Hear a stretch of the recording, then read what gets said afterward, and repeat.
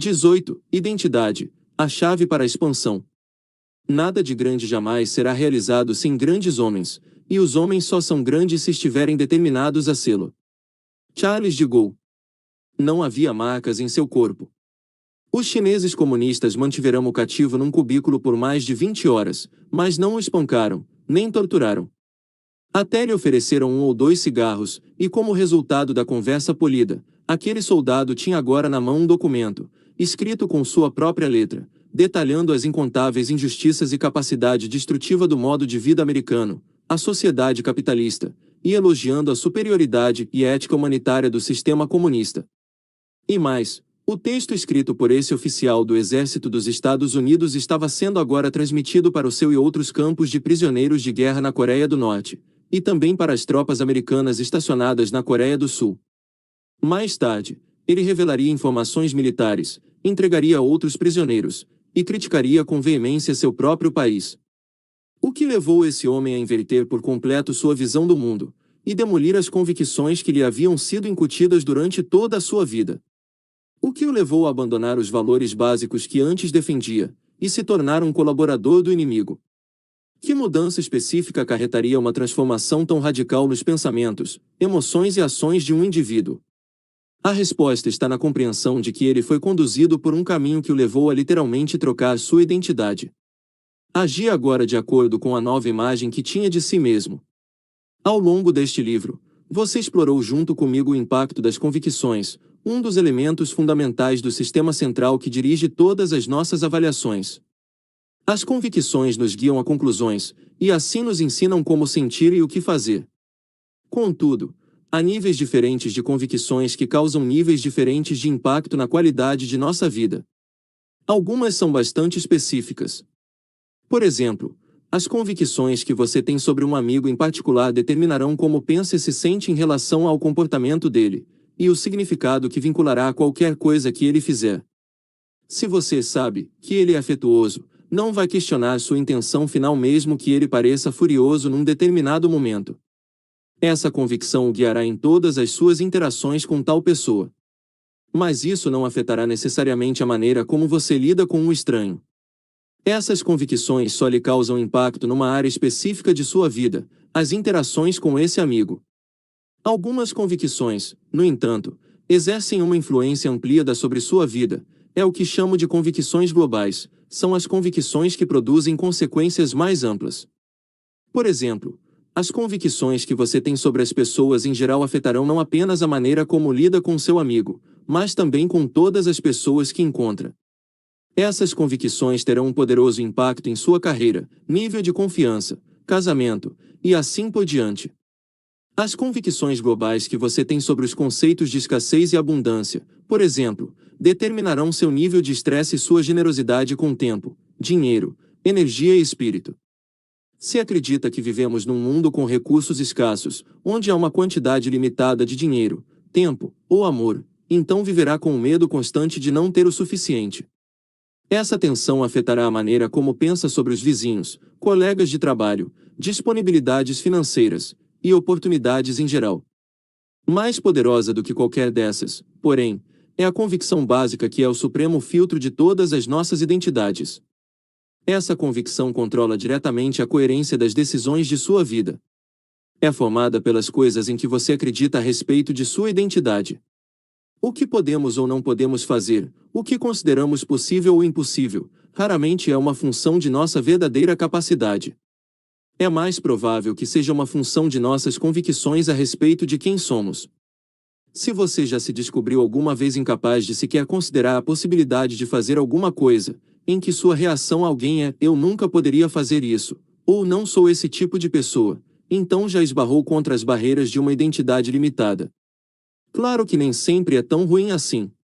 Não se perceber como um assassino é uma distinção da maior importância. Não se perceber como alguém que se aproveitaria dos outros é provavelmente muito útil. É importante compreender que nos definimos não apenas por quem somos, mas também por quem não somos. O que é exatamente a identidade? É simplesmente as convicções que usamos para definir nossa individualidade, o que nos torna únicos, bom, mau ou indiferente, em comparação com os outros indivíduos. E nosso senso de certeza sobre quem somos cria as fronteiras e limites dentro dos quais vivemos.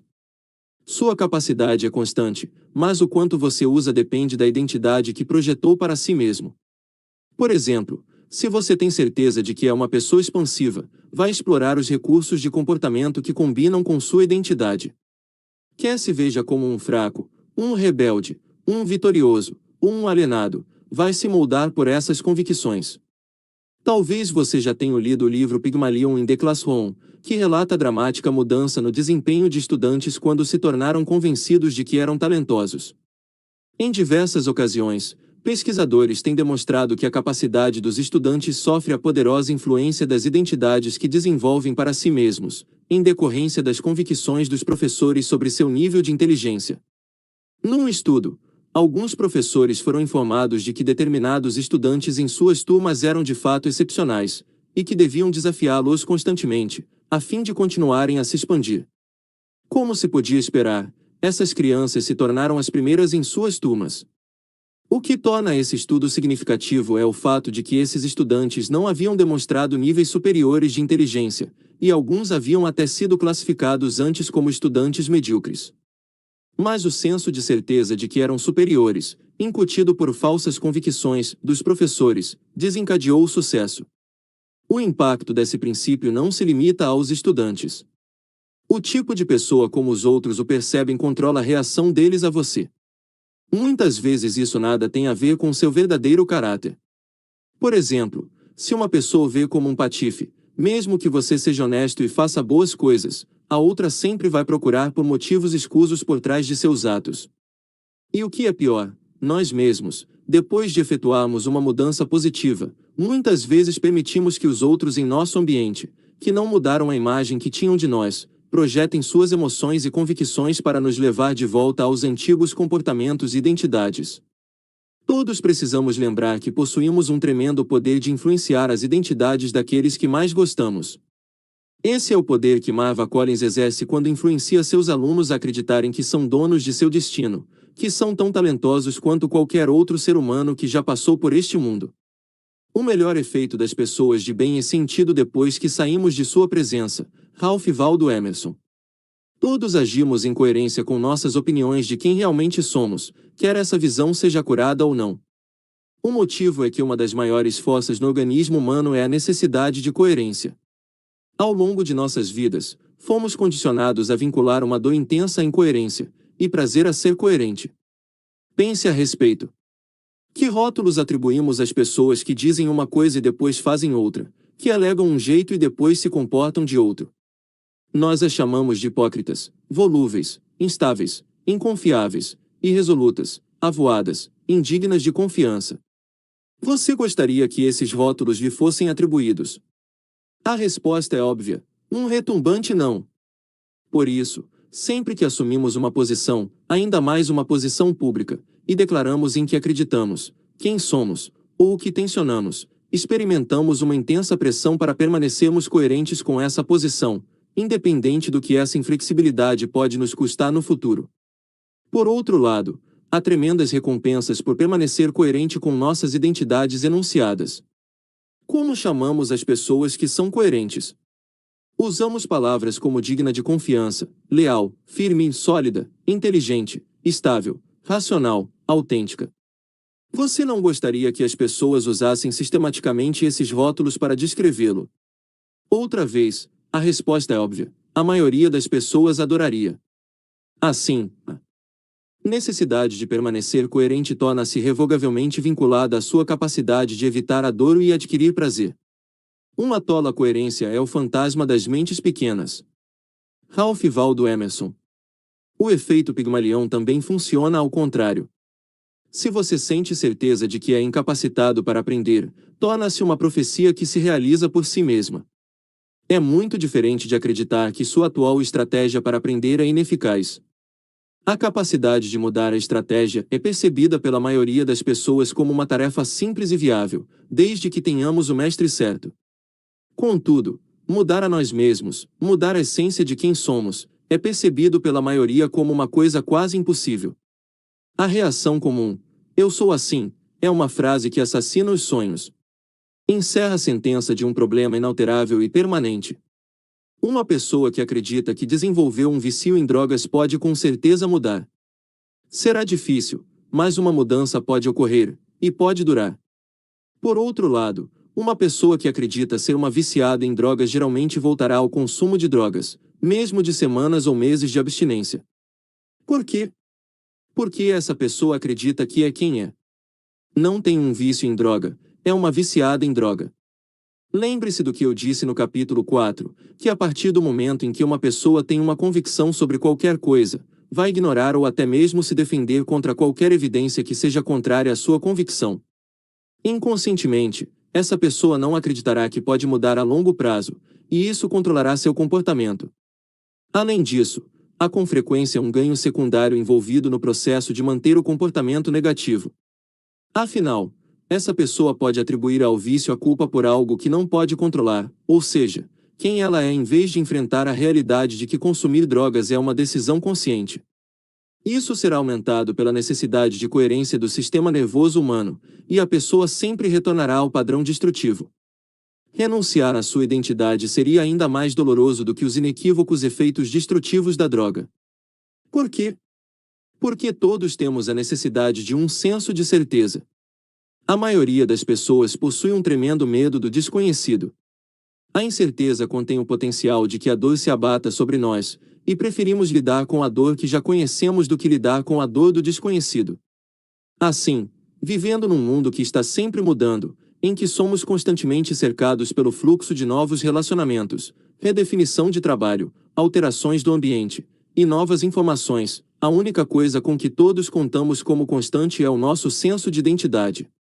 Se começamos a questionar quem somos, então não há base para todas as noções sobre as quais construímos nossa vida.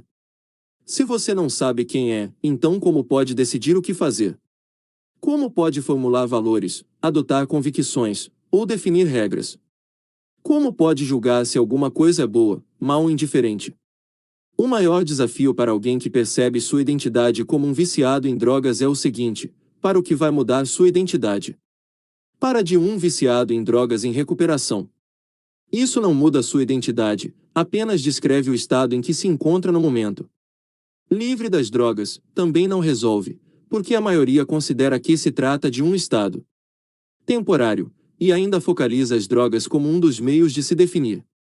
Quando essa pessoa desenvolve a convicção de que está absolutamente limpa, que é agora um cristão, muçulmano, judia, ou budista, o que é líder ou qualquer outra coisa que não uma viciada em drogas, é nesse momento que seu comportamento muda.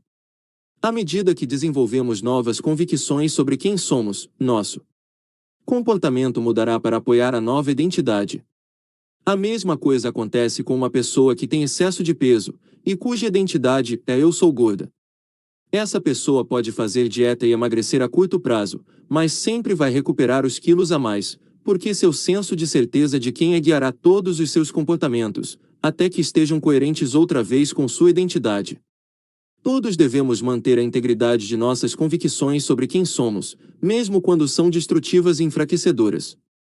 A única maneira de criar uma mudança duradoura para uma pessoa que consome drogas é mudar sua convicção de eu sou uma viciada em drogas para eu sou uma fanática por saúde, ou eu sou um exemplo vivo de que nenhum problema é permanente, ou agora eu sou, espaço. Qualquer que seja a nova identidade, deve ser de tal tipo que jamais sequer consideraria o consumo de drogas.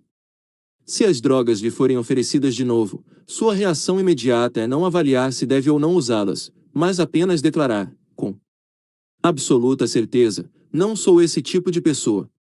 Isso é o que eu fui no passado.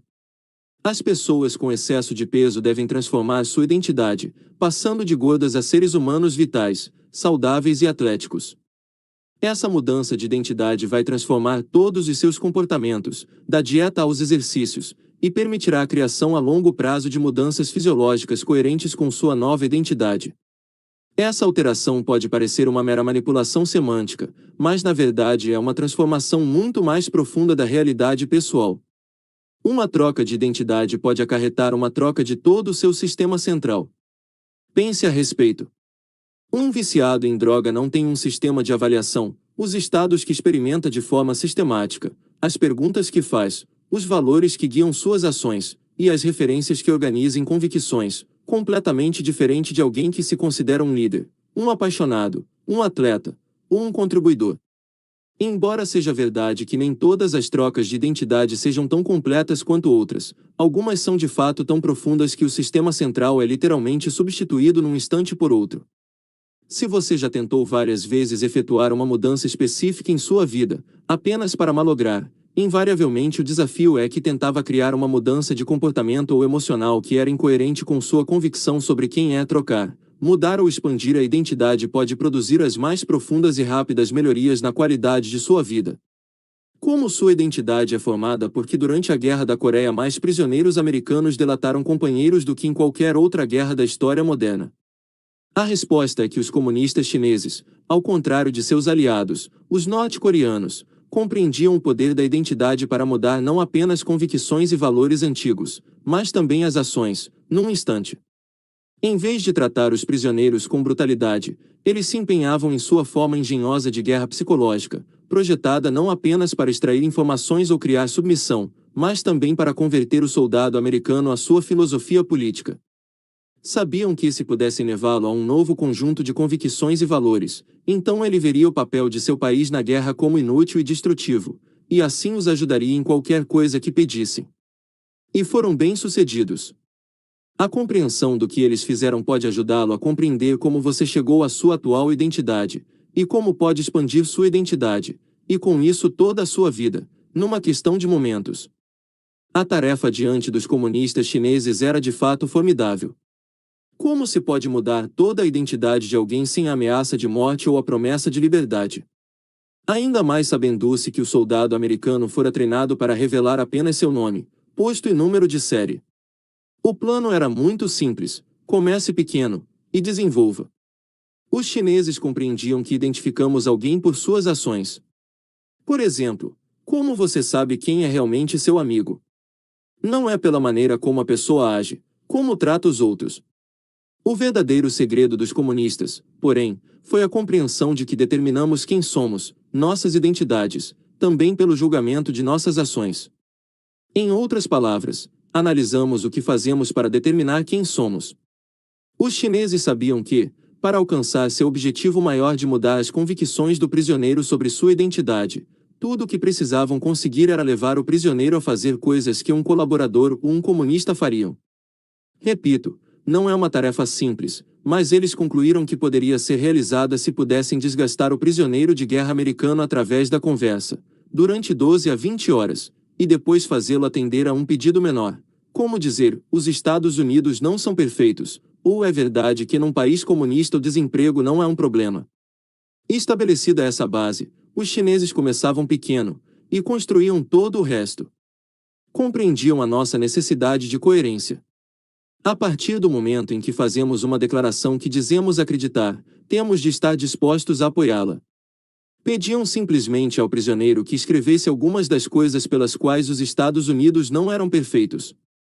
Depois, perguntavam ao soldado americano, que se encontrava em estado de completa exaustão, que outros benefícios sociais existem no comunismo.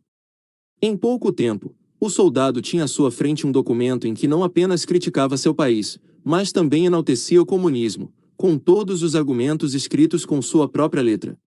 Agora, tinha de justificar para si mesmo por que fizera aquilo. Não fora espancado, nem haviam-lhe oferecido recompensas especiais. Fizera todas as pequenas declarações pela necessidade de permanecer coerente com as que já escrevera, e agora até assinará o documento. Como podia explicar sua disposição para fazer isso? Mais tarde, pediam-lhe que lesse sua lista numa discussão de grupo com outros prisioneiros, ou mesmo que escrevesse um ensaio inteiro a respeito. Quando os chineses irradiavam esses ensaios, junto com os nomes dos prisioneiros que os haviam escrito, o soldado americano descobria-se de repente identificado publicamente como um colaboracionista do inimigo. Quando os outros prisioneiros indagavam por que fizera isso, ele não podia se defender com a alegação de que fora torturado. Tinha de justificar seus atos para si mesmo, a fim de manter seu senso de integridade. Num instante, ele declararia que escrevera porque era verdade. Nesse momento, sua identidade mudou. Percebia-se agora como pró-comunista, e todos ao redor o rotulavam como tal. Reforçariam sua nova identidade ao tratá-lo da mesma maneira como tratavam os guardas comunistas. Logo, sua nova identidade o levaria a denunciar abertamente seu país, e a fim de manter a coerência entre suas declarações e o novo rótulo, passava a colaborar ainda mais com os captores. Esse era um dos aspectos mais brilhantes da estratégia chinesa. A partir do momento em que um prisioneiro escrevia alguma coisa, não podia mais tarde fingir para si mesmo que nunca acontecerá. Lá estava, preto no branco, para qualquer um ver, algo que o impelia a tornar suas convicções e autoimagem coerentes com o que inegavelmente fizeram. Antes de julgar com muito rigor nossos prisioneiros de guerra, no entanto, devemos olhar bem para nós mesmos. Você escolheu conscientemente sua identidade, ou é o resultado do que outras pessoas lhe disseram, eventos significativos em sua vida, e outros fatores que ocorreram sem sua percepção e aprovação? Que comportamentos coerentes você teve de adotar para ajudar a formar a base de sua identidade? E estaria disposto a se submeter a uma dolorosa extração de medula óssea para ajudar um amigo? A primeira reação da maioria das pessoas seria: absolutamente não. Contudo, num estudo realizado em 1970, os pesquisadores descobriram que se uma pessoa era levada a acreditar que a coerência de sua identidade dependia disso, muitos seriam capazes desse ato altruísta. O estudo demonstrou que quando se pedia às pessoas para assumirem pequenos compromissos, e seguia-se com 2 atos que faziam com que a recusa em serem voluntárias parecesse incompatível com o caráter, muitas começavam a desenvolver uma nova identidade. Passavam a se ver como doadoras, como uma pessoa que se empenha incondicionalmente a ajudar aos que precisam, através do sacrifício pessoal. Depois que isso acontecia, quando se fazia o pedido para a doação da medula, essas pessoas sentiam-se compelidas, pela força de sua nova identidade, a atender, independente do tempo, dinheiro ou dor física envolvidos. A visão de si mesmas como doadoras tornará-se um reflexo do que eram. Não há alavanca mais potente do que a identidade para moldar o comportamento humano. Você pode perguntar: minha identidade não é limitada por minha experiência. Não, é limitada por sua interpretação da experiência. Sua identidade é constituída pelas decisões que tomou sobre quem você é, o que decidiu fundir em si mesmo. Você se torna os rótulos que conferiu a si mesmo. A maneira como define sua identidade define sua vida. A suprema dor, sementes de uma crise de identidade. Pessoas que agem de forma incoerente com o que acreditam estão amando o cenário para o clichê social de uma crise de identidade. Quando a crise explode, elas ficam desorientadas, questionando suas convicções anteriores. Seu mundo inteiro vira pelo avesso, e experimentam um intenso medo de dor. É o que acontece com tantas pessoas que sofrem a crise da meia-idade. Muitas vezes essas pessoas se identificam como jovens, e algum estimulante ambiental, alcançar uma determinada idade, comentários dos amigos, cabelos brancos, leva-as a temerem os anos vindouros, e a nova e menos desejável identidade que esperam experimentar com isso. Assim, num esforço desesperado para manter a identidade, fazem coisas para provar que ainda são jovens, compram carros velozes, mudam o penteado, divorciam-se, trocam de emprego. Se tais pessoas tivessem uma sólida noção de suas verdadeiras identidades, será que experimentariam essa crise? Desconfio que não. Ter uma identidade expressamente vinculada à idade ou aparência vai encaminhá-lo para mudar, porque é certo que essas coisas vão mudar. Se temos um senso mais amplo de quem somos, nossa identidade nunca se torna ameaçada. Até mesmo as empresas podem ter crises de identidade. A gigantesca Xerox Corporation passou por uma interessante mudança em sua imagem. Quando o computador pessoal emergiu como a onda do futuro, a Xerox queria usar seu poder tecnológico para entrar nesse novo e excitante mercado. Empenhou sua equipe de pesquisa e desenvolvimento, e depois de um investimento aproximado de 2 bilhões de dólares conseguiu diversos avanços inovadores, inclusive o precursor do que agora chamamos de mouse. Por que então a Xerox não está na competitiva corrida dos computadores, disputando com a Apple e a IBM?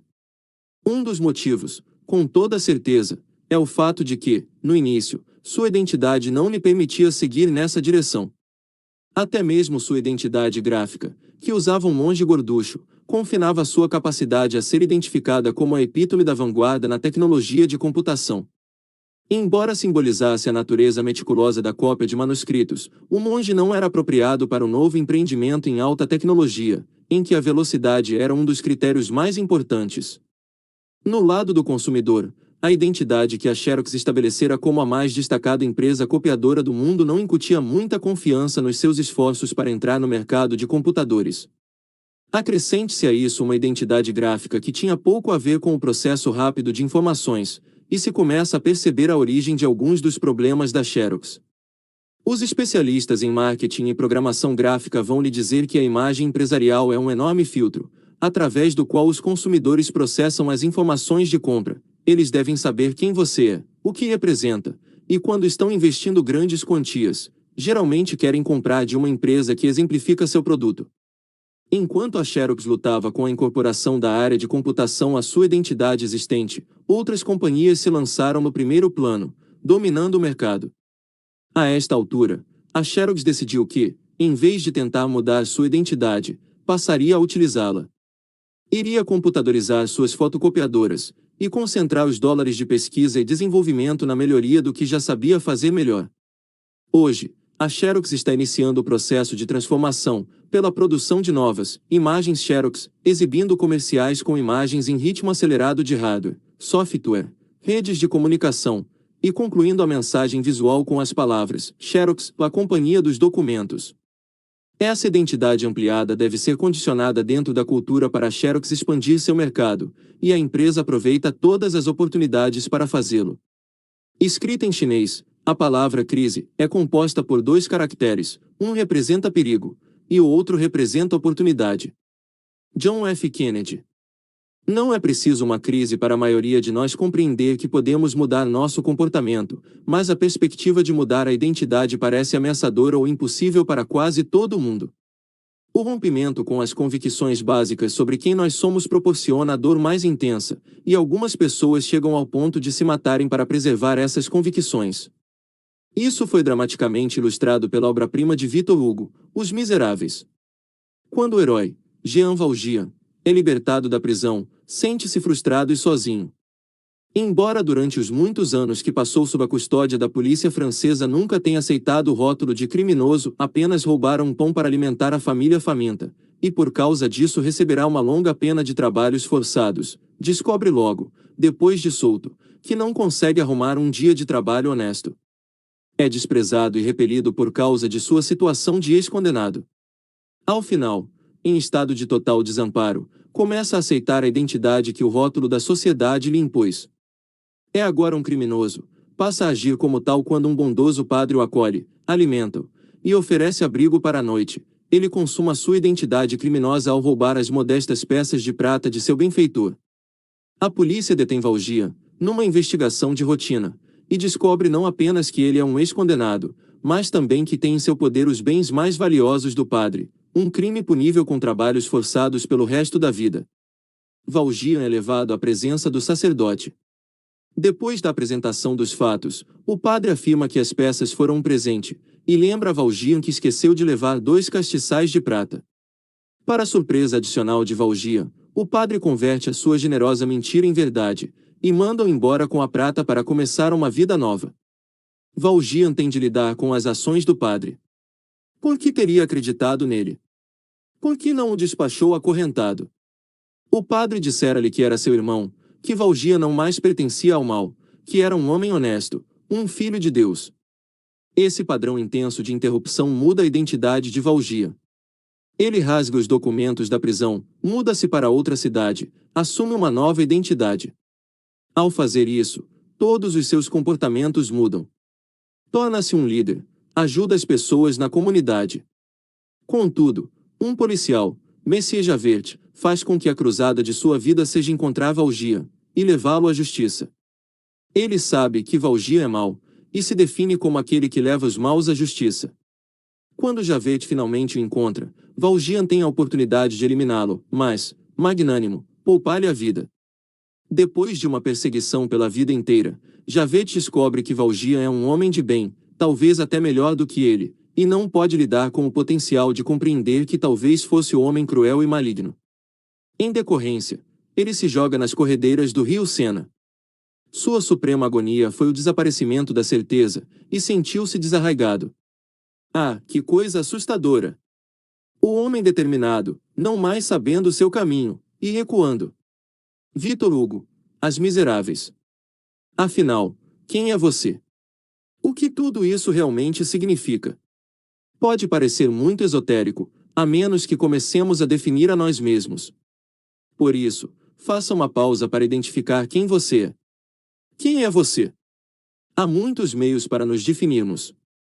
Podemos nos descrever como nossas emoções: sou um apaixonado, sou pacífico, sou arrebatado, nossas profissões: sou um advogado, sou um médico, sou um sacerdote, nossos títulos: sou vice-presidente executivo, nossos rendimentos: sou um milionário, nossos papéis: sou mãe, sou a mais velha de 5 mulheres, nossos comportamentos: sou um jogador, nossos bens: sou o proprietário de um bem-mer, nossas metáforas: sou o rei do pedaço, estou por baixo, nosso retorno: não valho nada, sou especial, nossas convicções espirituais.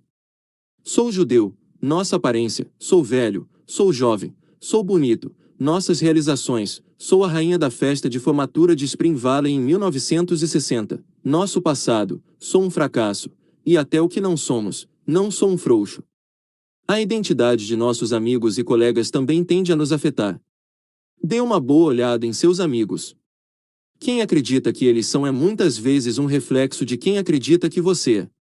Se os amigos são afetuosos e sensíveis, há uma grande possibilidade de que você se veja de um modo similar. A estrutura do tempo que você usa para definir sua identidade também é muito importante. Olha para o passado, o presente ou o futuro ao definir quem realmente é. Anos atrás, meu presente e passado não eram muito excitantes, e por isso, conscientemente, fundi minha identidade com a visão que tinha de quem sabia que me tornaria.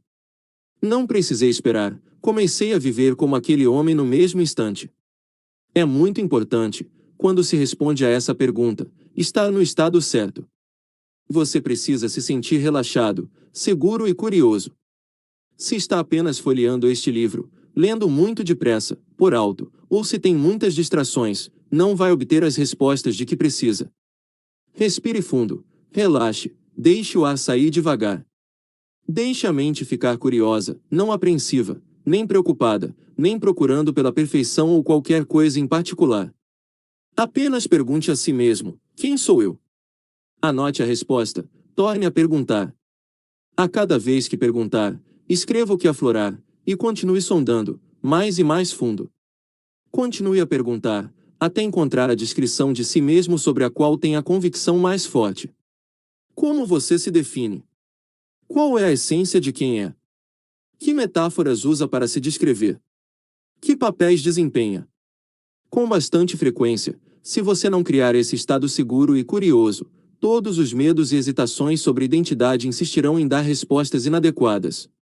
Se você fizer essa pergunta a alguém, repentinamente, quem é você, sem levá-lo ao estado certo primeiro, obterá uma de duas respostas, um olhar aturdido.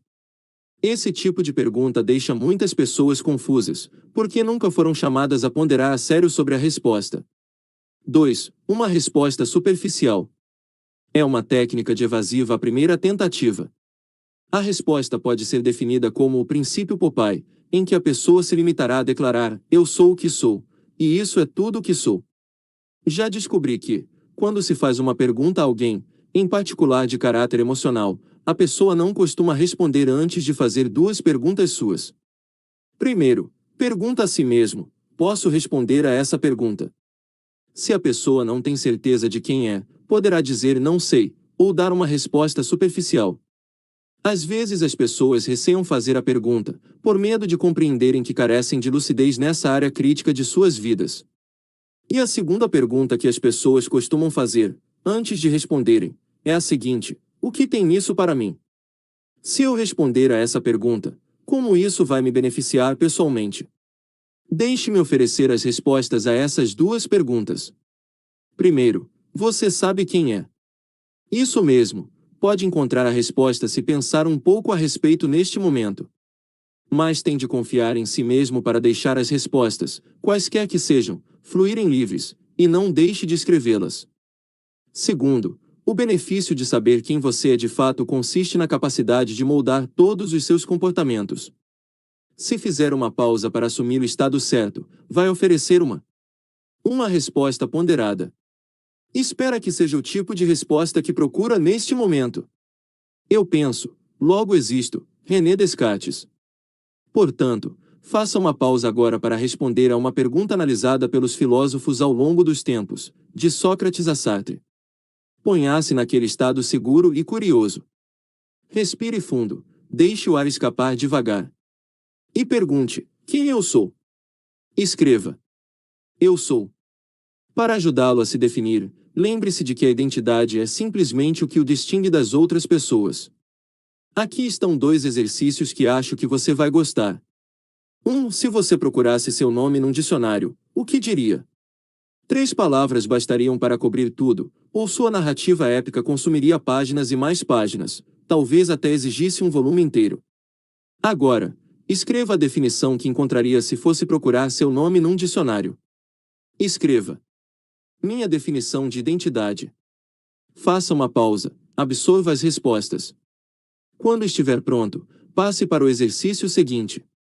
2. Se fosse criar um cartão de identidade que representasse quem você realmente é, o que haveria nele, e o que você deixaria de fora? Incluiria ou não um retrato? Relacionaria suas estatísticas vitais? Descrição física. Emoções. Convicções. Associações. Aspirações. Lema. Capacidades. Tire um momento para descrever o que haveria nesse cartão de identidade, e o que seria deixado de fora, a fim de mostrar a alguém quem você realmente é. Escreva: meu cartão de identidade. Agora, dê uma olhada no que escreveu, na descrição de sua identidade, em essência, a história de sua vida. Como se sente a respeito? Espero que esteja fazendo uma pausa agora para avaliar de fato quem você é, para sentir a emoção profunda que deriva do reconhecimento. Se percebe que sua identidade cria dor, saiba que qualquer coisa que chama de sua identidade é apenas aquilo com que decidiu se identificar, e pode mudar isso num instante. Tem o poder, dentro de você, neste momento. Mais do que isso, depois de verificar como as identidades evoluem, terá uma oportunidade de expandir sua identidade, e com isso toda a sua vida. Evolução de uma identidade. Uma amiga, chamada Debra, a quem todos conhecem como aventureira e vibrante, recentemente partilhou comigo uma história sobre a transformação por que passará com sua identidade. Quando estava crescendo, disse ela, sempre fui uma pessoa fraca. Não fazia nenhum esforço físico, nem qualquer coisa que apresentasse um potencial para me machucar.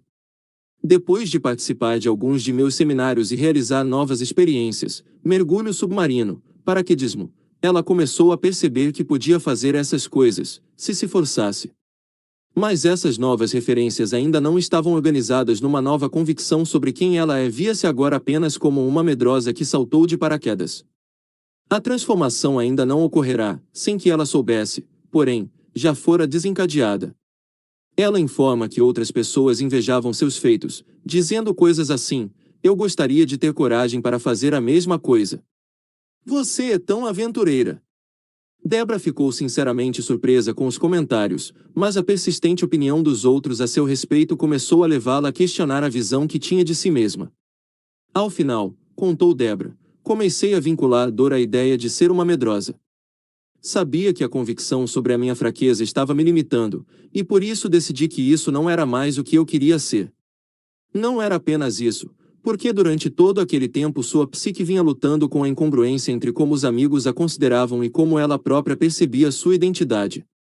Assim, quando surgiu outra chance de saltar de paraquedas, ela tratou de aproveitá-la, como a oportunidade de dar o pulo do potencial para o fato, de o que podia ser, a o que é. Ela pensou: eu era assim, mas não sou mais essa pessoa. E hoje vou me divertir. Usou a apreensão dos outros como contraste com a nova pessoa que decidirá se tornar. Pensou também: era assim que eu costumava reagir. Ficou surpresa ao compreender que acabará de efetuar uma grande mudança.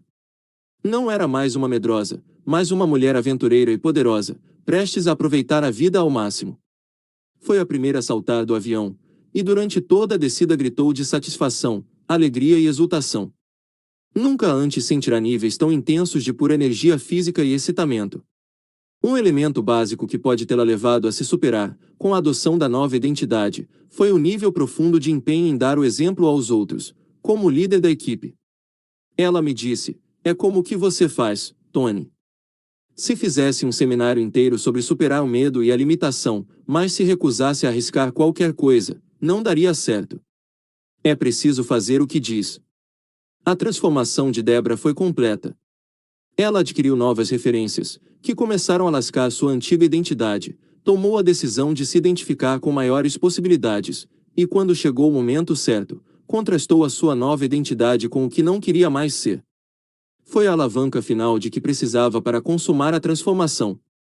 Sua evolução foi simples, mas poderosa. Essa completa mudança de identidade causa agora o maior impacto nos filhos, no trabalho, e em tudo mais em que ela está envolvida. Hoje, Debra é de fato uma líder aventureira. Claro que você sempre pode decidir se redefinir. Pense na imaginação maravilhosa que inunda o coração e a alma de cada criança. Um dia o menino é o Zorro, o Vingador mascarado. No dia seguinte Hércules, o herói olímpico. E amanhã é o avô, seu herói na vida real. As mudanças de identidade podem figurar entre as mais alegres, mágicas e libertadoras experiências da vida. Por que os adultos aguardam um ano inteiro pelo Dia das Bruxas ou pelo Mardi Gras em Nova Orleans? Um motivo, tenho certeza, é que essas celebrações nos dão permissão para sair de nós mesmos e assumir um alter ego. Podemos fazer coisas nessas novas identidades que normalmente não faríamos, podemos fazer coisas que queremos fazer durante todo o tempo, mas que consideramos incoerentes com nossas identidades. A realidade é que podíamos fazer isso em qualquer dia do ano. Podemos nos redefinir por completo, ou podemos simplesmente deixar nossos verdadeiros eus aflorar. Como o manso Clark Kent tirando os óculos e o terno para revelar o poderoso super-homem, podemos descobrir uma identidade gigantesca que é mais do que nossos comportamentos, mais do que nosso passado, mais do que qualquer nível que já nos concedemos. O poder de se reinventar. Agora, vamos expandir. Se sua identidade não é tudo o que você quer ser, então faça o que é indicado a seguir. Comece por dar os seguintes 4 passos para reinventar a si mesmo. 1. Faça uma lista neste momento de todos os elementos da identidade que você quer ter. Ao elaborar a lista, regozije-se com o poder de que dispõe agora de mudar pela simples decisão. Quem são algumas pessoas que possuem essas características a que você aspira? Podem servir como modelos. Imagine que está se fundindo com essa nova identidade. Como andaria? Como falaria? Como pensaria? Como se sentiria? Quem sou eu agora? Escreva. Minha visão ampliada. 2. Se você gostaria realmente de expandir sua identidade e sua vida, então decida neste momento, conscientemente, quem deseja ser. Fique excitado, seja outra vez como uma criança, e escreva em detalhes quem você decidiu que é hoje. Faça uma pausa agora para escrever sua lista ampliada. 3. Formule agora um plano de ação que o levaria a saber que está de fato vivendo de acordo com sua nova identidade. Ao desenvolver esse plano, preste uma atenção especial aos amigos que escolhe para passar algum tempo. Eles vão reforçar ou destruir a identidade que você está criando. Não há nada tão agradável quanto observar alguém expandir sua identidade. Uma das maiores alegrias que já experimentei, nos últimos anos, foi observar a transformação de meu filho mais velho, Tyler, ao passar de um neófito em voar de helicóptero comigo a um piloto com breve, e depois a um piloto de helicóptero profissional. Que mudança no amor próprio quando ele começou a perceber que se tornará um dos poucos que fazem em comparação com os muitos que apenas falam por saber que dominava os céus e criará para si mesmo a liberdade sem limites que poucos jamais teriam sequer a esperança de experimentar. 4. O passo final é se comprometer com sua nova identidade, irradiando-a a todos ao seu redor. A transmissão mais importante, porém, é para você mesmo. Use o novo rótulo para se descrever todos os dias, e ficará condicionado dentro de você. O futuro de sua identidade. Mesmo depois de completar esse exercício, você vai querer continuar a refinar sua identidade, expandi-la, ou criar melhores regras para ela. Vivemos num mundo dinâmico, em que nossas identidades devem sempre se expandir, para que possamos desfrutar uma qualidade de vida maior. Você precisa estar consciente de coisas que podem influenciar sua identidade, verificar se o estão fortalecendo ou enfraquecendo, e assumir o controle de todo o processo. Se não for assim, você se torna um prisioneiro de seu passado. Estou curioso. Você é agora a mesma pessoa que era ao pegar este livro. Estou constantemente me redefinindo, e as pessoas costumam se espantar com meu nível de confiança ao lançar novos empreendimentos. Muitas vezes me perguntam, como conseguiu realizar tanta coisa em sua vida? Creio que em grande parte é o resultado de encarar as coisas de uma maneira diferente da maioria, enquanto a maioria das pessoas precisa estabelecer sua competência antes de se sentir confiante. Eu decido me sentir confiante, e isso me proporciona o senso de certeza para persistir até ser competente. É por isso que minha identidade não é limitada por referências passadas. Se você me perguntasse quem sou eu hoje, e posso decidir mudar amanhã, responderia que sou um criador de possibilidades, um instigador de alegria, um catalisador para o crescimento, um construtor de pessoas, e um produtor de paixão. Não sou um motivador, um pregador, ou um guru. Sou um dos especialistas da nação americana em psicologia da mudança. Sou um treinador, um empreendedor, marido, pai, amante, amigo, personalidade da televisão, autor de best-sellers, um dos oradores de maior impacto dos Estados Unidos, faixa preta, piloto de helicóptero a jato, empresário internacional, perito em saúde, defensor dos desamparados, filantropo, professor, uma pessoa que faz uma diferença, uma força para o bem, um curador, um desafiador e um sujeito divertido, audacioso e humilde. Identifico-me com os elementos mais elevados do meu eu, e encaro os meus aspectos que ainda não são perfeitos como uma oportunidade para o crescimento, em vez de falhas de caráter. Precisamos expandir nossa visão de quem somos. Precisamos garantir que os rótulos que atribuímos a nós mesmos não sejam limites, mas estímulos, que acrescentamos a tudo o que já é bom em nós, pois vamos nos tornar qualquer coisa com que comecemos a nos identificar. Esse é o poder da convicção. Se todos nós fizéssemos as coisas de que somos capazes, iríamos literalmente espantar a nós mesmos. Thomas A. Edison. Por causa de meu empenho em expandir sempre minha capacidade de apreciar todos os aspectos da vida, vivo à procura de referências singulares. Anos atrás, decidi visitar o necrotério do Bellevue, e experimentei uma grande transformação na vida. Fui até lá porque um amigo, o Dr. Fred Kova, que é o psicólogo-chefe do Bellevue Hospital, em Nova York, convenceu-me de que temos de compreender a morte para compreender a vida. Beck e eu chegamos à sua sala com bastante apreensão. Fred convidou-nos a sentar, e advertiu-nos a não dizer uma só palavra durante toda a experiência.